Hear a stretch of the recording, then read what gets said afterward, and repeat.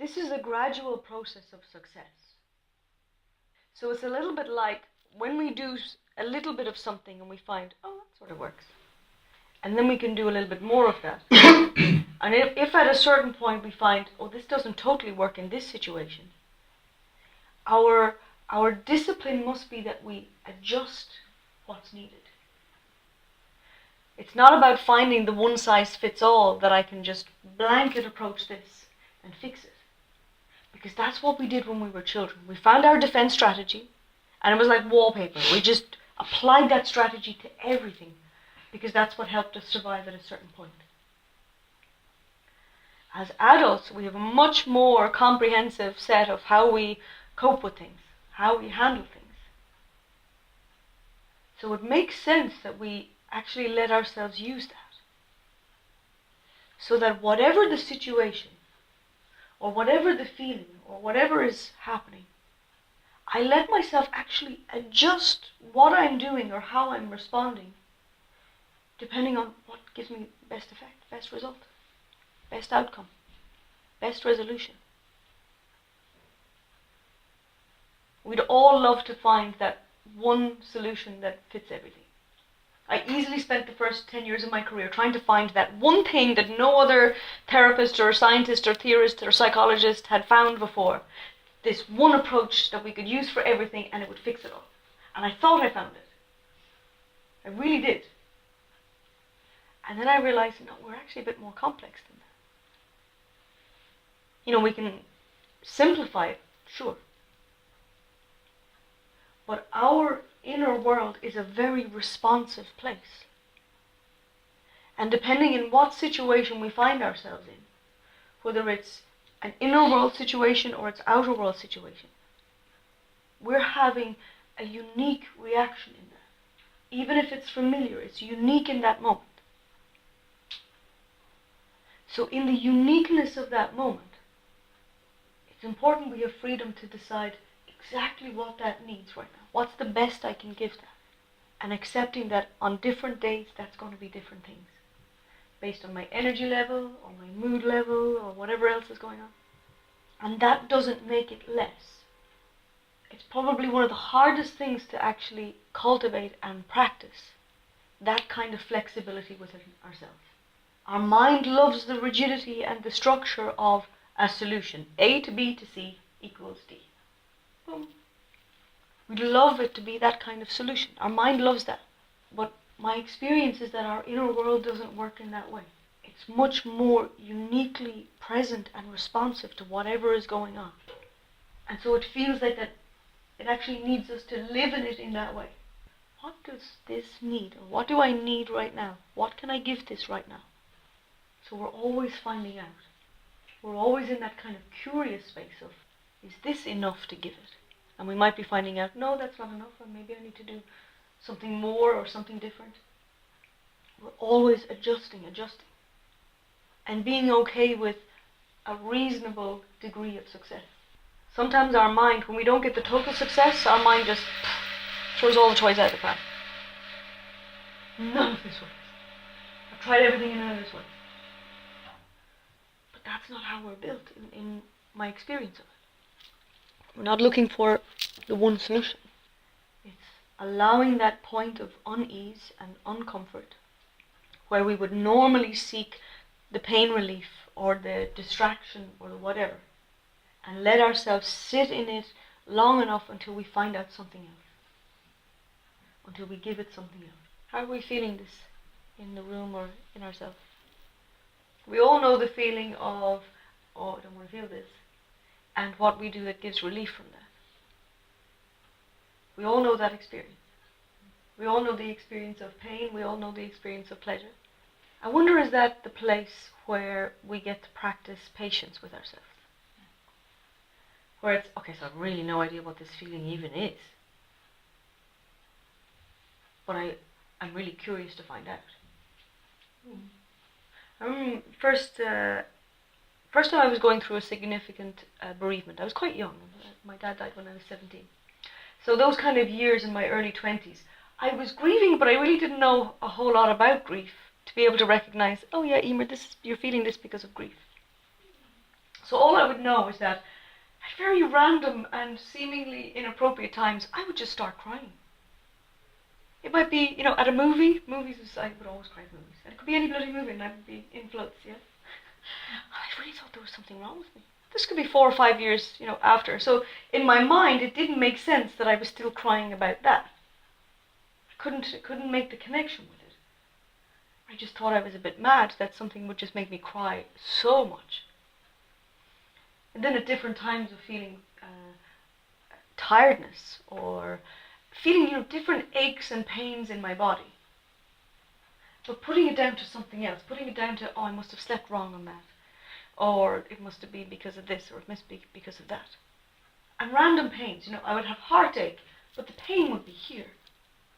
Yeah, I would have pain all along my left-hand side. And there was, one part of my brain was becoming really hypochondriac and imagining all sorts of terrible things that were wrong with me because I had all these very random pains. And they never really stayed long enough for me to investigate them or go to the doctor about them. Because I'd go to the doctor and I'd feel better when I got to the doctor, and then you're telling the doctor about something that felt bad yesterday. But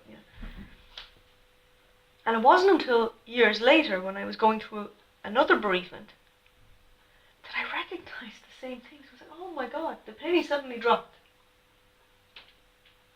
Now I recognize what was happening then, but I had no idea at the time. So it can feel a little bit like fumbling in the dark a lot of the time. But one of the things that I recognized was that my mind didn't need to fully understand or know what the feeling was or know why it was. It was enough that I just allowed it the space. So when I allowed myself to cry at the movie, I would feel lighter afterwards. Even though my mind had no idea why I was in such floods at that particular movie. It was just I needed the release, and that was how it happened. And I was able to just kind of go with that and not really think too much about it. Yeah. And I was happy it happened in the cinema where it was dark and nobody would even see that I was crying, and by the time the film would finish, it was private. So that space of curiosity feels important. That part of needing to know is an aspect of the pain relief. It's an aspect of, well, I'm not going to feel this until I know what it is. That's just another game that our mind can play about this. Or I don't really know what to do with this, so I'm not going to open it up. I'm not going to go in there. That's another way that our mind plays that game of just distracting, not letting us really go there. But the whole key of this is actually that we need to go there.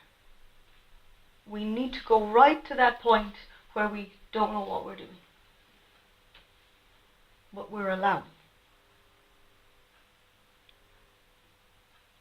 And that, for me, feels like the most crucial space that practicing meditation has given me.